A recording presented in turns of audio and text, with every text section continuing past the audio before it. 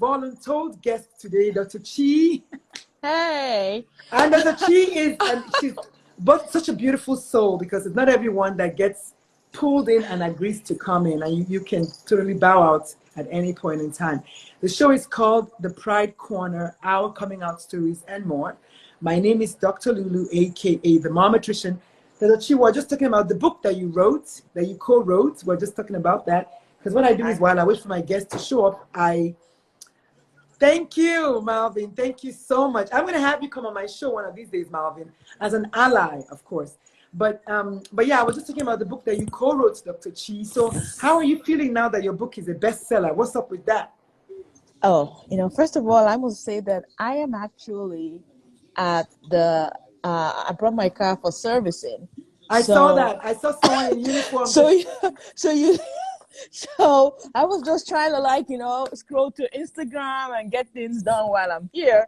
I mean, thankfully, I'm the only person waiting to have her car fixed. So we can have some peace and quiet. But yeah, I'm feeling very good about this book. This book is, it's picking up. I mean, I told you to be international best. We talked about it at the beginning.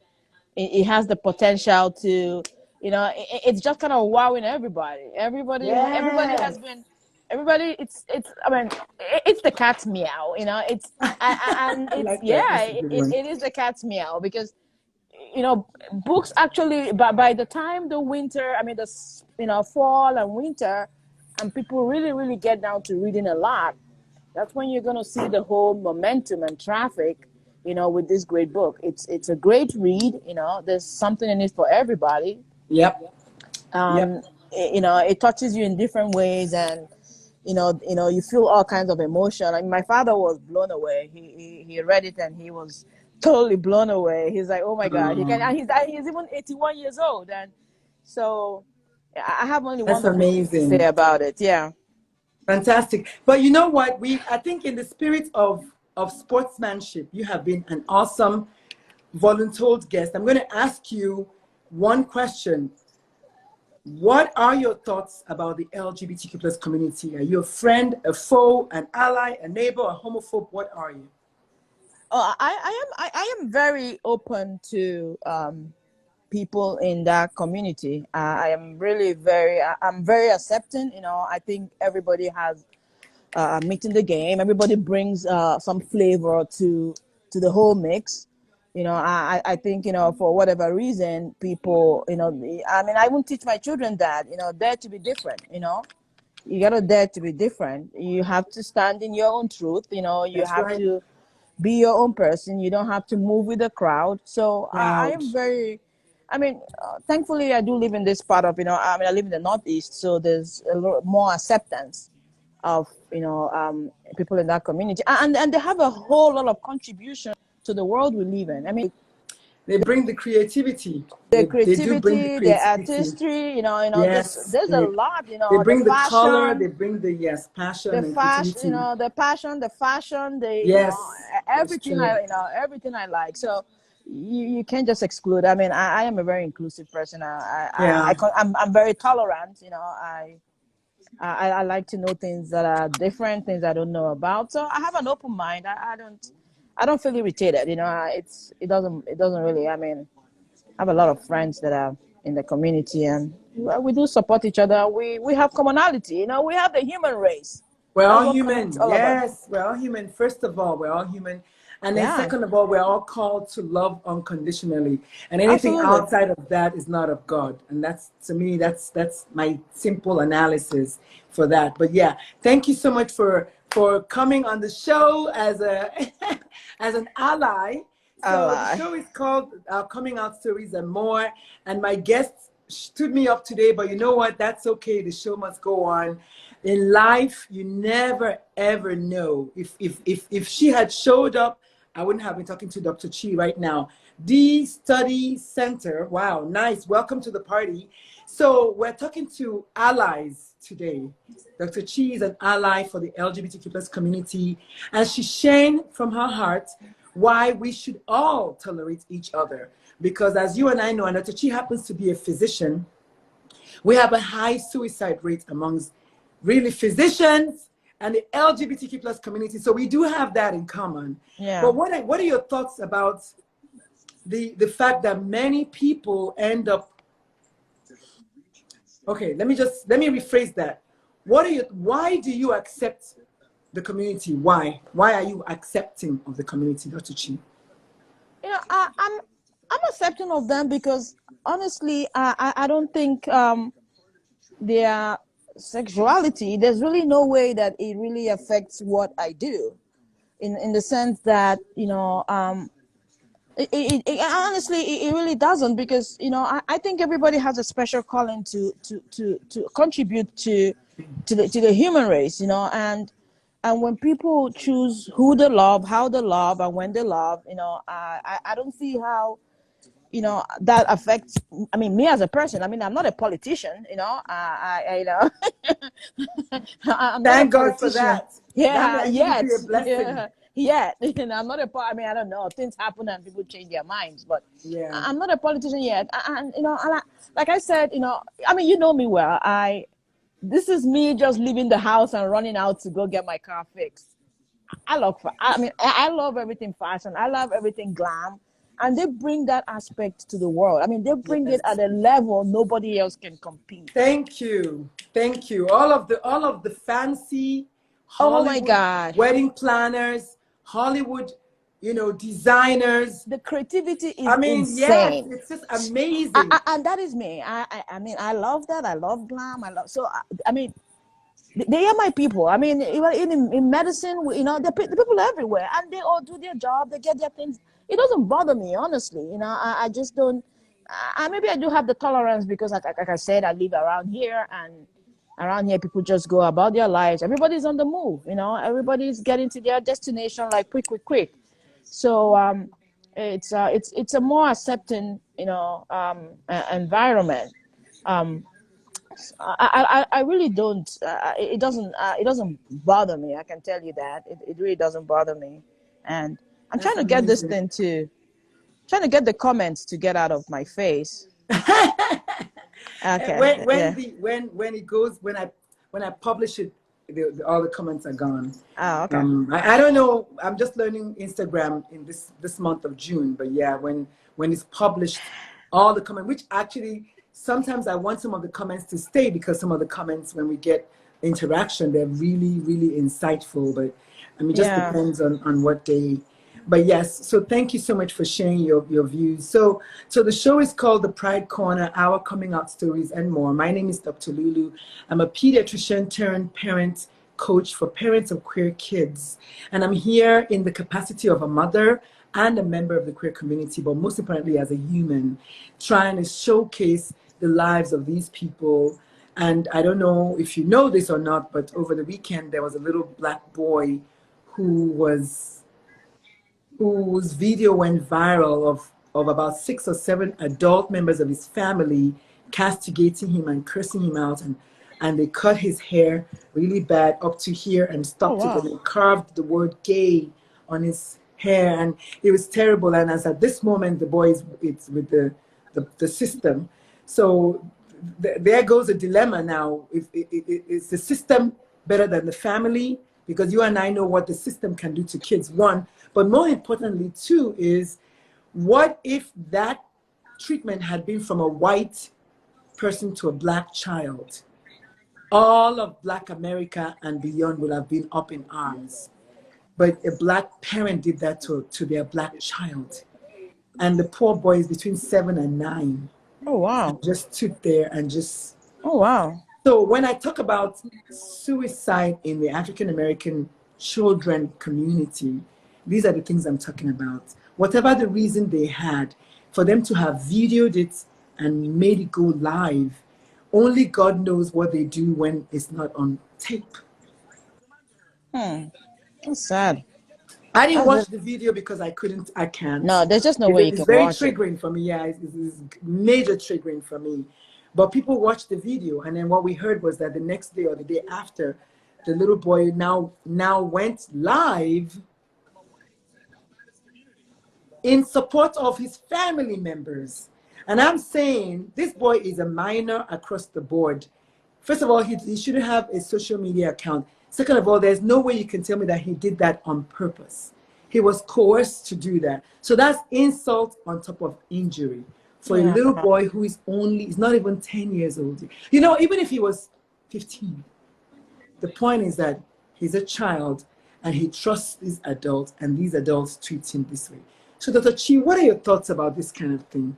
Oh, I'm not inhumane. I mean, it's totally, the thing about having children, for whatever reason, I mean, not even whether they're gay or they're straight or anything, is that sometimes your children, they do maybe disappoint you in some little ways, They just, they don't toe the path that you want, you just want them to, you're upset they're not straight A, you're upset they're not doing so well in basketball, but maybe their calling is to go to swimming, or you're just pushing them in all different directions. And it upsets you, and then you now vent out on your own child. You should be the person your child comes to when, and I just had that conversation with my daughter today, because my daughter is 12 and sometimes she gets moody. It's hard to get her to talk. And then sometimes which is normal, right? Which is normal for 12-year-olds. It's normal, but it's very frustrating for me, because Yes. I feel like, is she been bullied? I keep talking and talking and talking. I don't get answers. So for a parent to treat their child like that, it's totally excessive. It's the child should be removed. I mean, I don't want. Yes, Yes. I was very happy that I was praying. I wish that child was in San Antonio. I would just go and grab that child. I already have a boys' hostel here, so that's fantastic. But here's another thing that parents that do that forget. They forget that you don't get to choose your child, and your child doesn't get to choose you. Yeah. Children also get embarrassed by their parents. They don't always like what their parents do. Yes. But the child, being the minor, doesn't get the opportunity to, I don't know, castigate the parents. Yeah, castigate them. Yeah. Yeah. So and people forget that this is still a child, is still a human being, and no matter what, even if it was somebody else's child, is not okay. What more if it's your own child? So that really hurt me to the core. I was very upset. I was very unhappy. Because the children are programmed to love their parents. That is when they're young, as long as the parent remains a role model, the love flows, But what happens is that, even when a parent, reprimands a child, like excessively, like this parent did, the child will still love, because the fear of going into foster care is real. So the kid is still trying, to hold on to, the little bit of love that they feel they can get from their parent, by trying to justify that the beating they got is appropriate. The treatment is appropriate, which in this case it is not. I don't even believe that the child went live on uncoerced. You think so? I don't believe it, because I didn't watch the video. I scrolled through and I saw a little child. And being a pediatrician, I'm always interested in anything that kids are doing. And then I saw trigger warning. I'm like, what? But I had already seen a video by MJ Harris, who had said something about this particular video. So when I saw trigger warning, I was like, oh, I'm not going to watch this. And lo and behold, I was right. But I think yesterday I had Shawanda on the show, and Shawanda said that God gives you your child the fruit of the womb as a reward, because she knows all about the Bible, and she read the Bible from Genesis to Revelation, how a child is a reward, and how God is love, and how God has asked you to love one another.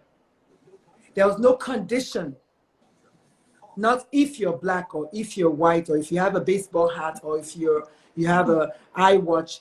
No. Just love one another across the board. Do you need to go?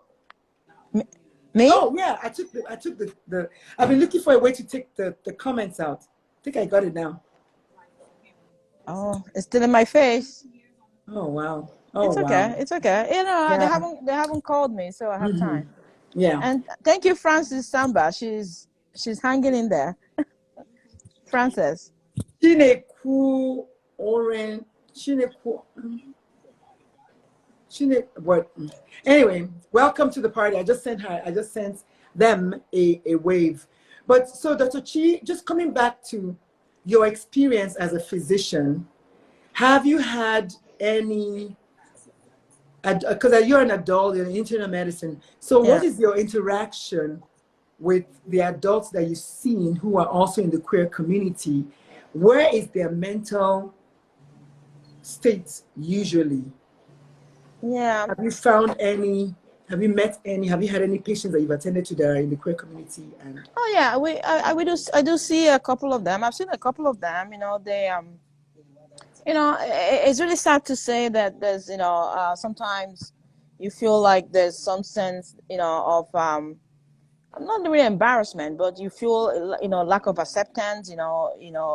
Sometimes even in the hospital, you don't want to give your real name, you know, for fear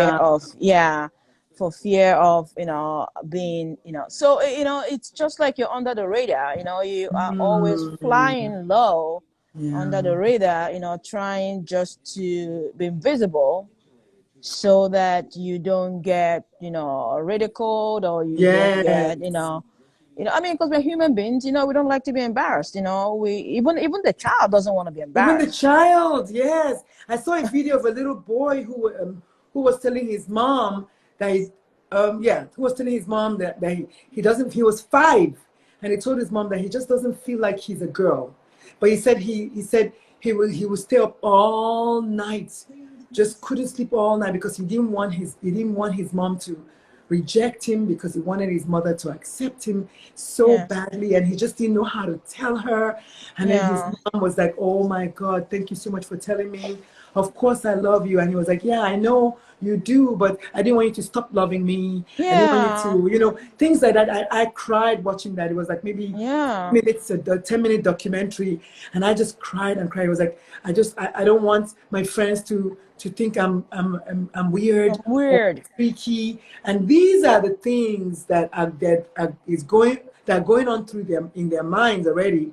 And then when they tell their parents, for some who are unlucky, their worst fears are realized. Their parents really feel embarrassed for them and reject them. And that is why when I say that the high suicide rate amongst children is not a chemical imbalance, people don't understand. 42% of children in the LGBTQ plus community, 42% have attempted suicide or have seriously considered suicide in the last 12 months. Wow. 42%, almost 1 out of 2. That's huge. That's huge. That's huge. Have either attempted suicide or have seriously contemplated suicide in the last 12 months. Wow, that's huge. Shouldn't be that way. It should not be that way. It should not be that way. There should be more acceptance. And the fact that this boy's family put this video online means when he goes back to school in the fall, kids are going to taunt him. Exactly. I want you to see that when I say that this child is in danger for the long run, for the long haul, he's in danger of self-harm. I just don't get it when parents think that embarrassing, you know, their child is a form of, you know, corrective. It is a corrective measure for bad behavior. It's so, I mean, it doesn't make any sense. How would you want to embarrass your child and alienate him from his friends and, you know, put him at risk for being ridiculed? And, you know, the thing about being a parent is that your child is going to teach you patience. Your child is going to teach you more than patience, but more importantly, your child should teach you love, unconditional love. And you should be your child's gatekeeper, your child's cheerleader, your child's protector, right? You should be the one that the final frontier when it comes to defending your child. So for you to now be the one, it's like an Okonkwo versus Ikemefuna thing that I just can never get off of my mind. I read that book, I saw the movie, and I can't unsee it. You know, that to me is the ultimate form of betrayal. And then when the child, heaven forbid, jumps to their death, the parent comes crying, and, you know, it's like, oh, we're sending thoughts and prayers. Yeah, the damage is done. The damage is done. Damage is done. It's wow. crazy. Dr. Chi, thank you so much. You've been amazing. Thank you so much. And You're thank welcome. you to Veteran Consulting Services for joining us. Talula Saba for joining us. Blended Learning and Study Center for joining us. Amazing. Malvin number 9, and of course Frances Samba for joining us. The show is called I want to say the Warrior Women Project. The show is called the Pride Center. My name is Dr. Lulu. I'm your host, and I've been joined today by willing participants, Dr. Chi, who just came freely to share her views about this such a needed conversation. Really should be on everybody's dinner table. You know, it's like talking about racism. We should not cower away from that. We should never, because you never know if your child is the next child that's going to be in the queer community. And so when they say be careful who you hate because it might be someone you love, is real. Is real. No, I'll be very honest with you. You know, most of the kids, you know, nowadays, you know, they're totally so open-minded, you know, very accepting. Yes, they're very it's not the accepting. kids, You know, the kids are actually educating their parents and, you know, quoting the Bible and opening it up for conversation. You know, like we need to have a conversation about certain things. And you know, I've always been somebody who is open to dialogue. You know, let's talk about it. You know, you have any confusion, let's talk about it. I personally, I raised my child to have a mind of their own and, you know, speak up for themselves. And I think when you know, you make better decisions. So kids are really very amazing now. You know, the days of kids being in the dark, or, you know, kids are seen but not heard, you know, all those things you were told, you know, growing up. You know, those were lies. Those are all lies. Those were big lies. Oh my God! My grandmother said it lies. Over and over again. You know, ladies are seen but not heard. You know, blah blah blah blah blah. I should write a book about all that. But she said it over and over again. Those days are over. Kids are very. You know, I don't even think those days really ever should have been. You know, today the woman in the house is as much of a formidable force as the man in the house. Children, I cannot tell you, my youngest son is the child that said one of the most profound things I've ever heard in my life. Said, "Mom, you can support something that you do not understand." Absolutely. I was floored. I was proud, but I was floored by the fact that he said, "Yes, Mom, all parents of LGBTQ kids should support their kids. You don't need to understand it because sometimes, and then he gave me an example. He said, all his classmates support Donald Trump, but they don't understand a lick of what that was last year. A lick of what he's doing, you know, his policies." Yeah. And then how many people have a friend, you're like, you know what, I don't know what you see in that man, but you support him, but you support her, or you support because they love him. Yeah. Yes, you don't have to fully understand. It doesn't and then sometimes they don't even understand it. Like, I don't even know what I see in him, but I just love him, like you said, or whatever. Yeah. You know? Yeah. I think the best phrase I you know, I'm trying to learn, you know, is to agree to disagree. Let's agree. Let's just, you know, it's a very, you know, adult is very, you know, you just don't get into a confrontation. You have your views, I have my views, we don't agree, but we have agreed that we're going to let this go and we're going to move on. And then the next thing is, what's for dinner? You know, what's for dinner? Let's we're not calling each other names. We're not trying to. I think that's just the best attitude people need to, even with kids, you know, so that people just don't escalate things that don't really I mean, look at so many wars that were fought over either religious things or people's views or whatever, and it's still ongoing. You just can't change stuff like that, you know. But people should just be respectful and agree to disagree. You know, that's what I think. Yeah. I think so. Well, thank you so much, Dr. Chi. This has been awesome.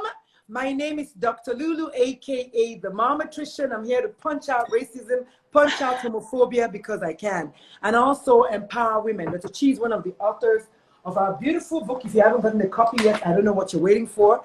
It's called The Warrior Women Project. It's an anthology of immigrant women. Let me see if I can find Dr. Chi's page. And we basically, I think you're actually not too, there she is. Yay! Hey, look at me. Looking all dolled up, you know. I know, that beautiful hairstyle. So if you haven't gotten a copy yet, the book is available everywhere good books are sold. On Amazon, on Barnes & Nobles, Walmart.com, Target.com, and any good bookstore in your city. You just go in there, send me a DM, and I'll send Dr. Chi a DM, and we'll send you the ISBN number so you can order it in your city. And you never know, look out, we might have a city tour coming up once people start traveling and moving around again. So stand by, you never know. But in the meantime, grab a copy and leave us a review, will you? All right, Dr. Chi, any questions, any concerns, or any? I like to ask my guest to give 1 or 2 pieces of advice to a parent who might be struggling with accepting their child, and then of course a piece of advice to the child who finds themselves in a toxic, non-affirming environment. But we can start with parents, and then I'll let you go.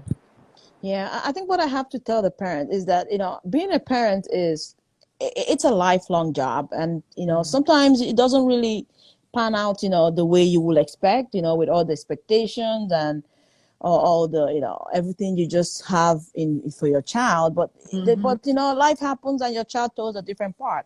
I think you just have to move with the flow. I think you need to support your child.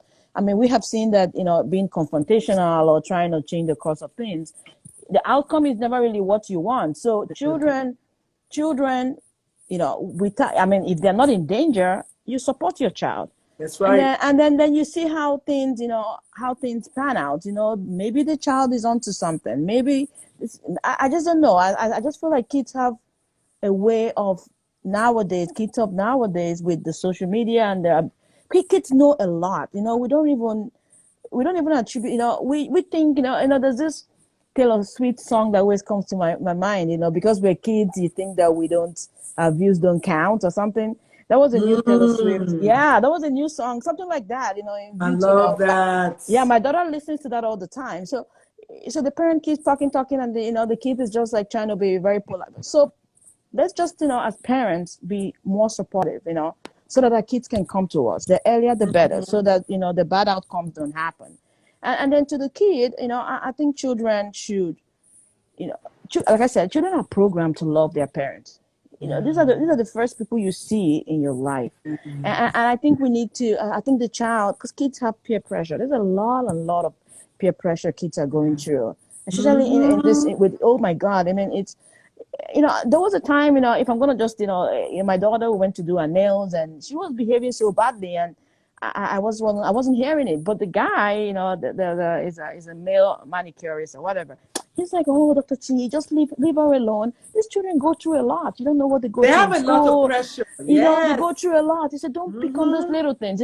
So for the kid, let the kid come to us. I just want our children to, no matter the peer pressure, no matter the confusion, let us know. It really breaks your heart when you feel like your child has something to tell you, but is terrified and can't come to you, and you hear it from somebody else. So irrespective of how we're gonna feel, come to us. The earlier the better. Just come to us. Mommy, you're not gonna be mad forever. Daddy may be mad, but mommy is gonna come over it. Exactly. Yeah. That's all I have to say. Yeah, let them come to us. I want to know everything. Yeah, I think I like come to us. I like to put a twist to it. I think even if you don't go to your parent, find a parent figure. And so to the adults out there, it takes a village to raise and save a child. So even if you're not the parent biological, if you're the coach, if you're the teacher, if you're the neighbor, if you see something, say something. Okay. Rather have it to adult versus adult to child. Because in July of last year, our neighbor across the street, their son killed himself. And I remember that morning, I was in the backyard and my wife heard the pop. I didn't hear anything. What I heard was a car exhaust kind of like backfire. That's what I heard. But she said that was a gunshot. And we're like, you're right, gunshot. You're right.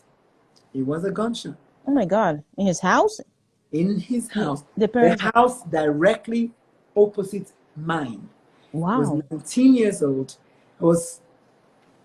19 years old, because my middle son was 19, was 19 years old, and went to the same school as my middle son. Oh my God. So they knew him, because it's the high school, right? So they knew him. After they described him to me, then I was like, oh, the tall, lanky kid that wears black. They're like, yes. Wow. And I've never spoken to him, but every time I passed him on the way, I said to myself, this kid is in pain. But I never said anything. To this day, I wish I said something. You said hello. Yeah. I don't know if it would have made a difference. I'm having chills. But I do know that, yes, studies I'm having like goosebumps, yeah. Yeah, studies have shown that formerly suicidal kids who have one single adult in their life that they can trust will not jump. I wish I had said something. I wish I had done something. Of course, hindsight is always 20/10. So needless to say, for me, I usually speak to the adults in my neighborhood. I've just never really bothered speaking to the kids. Sometimes I speak to them at the bus stop, but mostly I don't. But since that day, I'm just like, that's it. If I see one little child, I'm going to stop and have a conversation, because I might be the only ray of light in their life, and you too might be. So, that's all she wrote. Dr. Chi, thank you so much for joining us today. Thank you so much.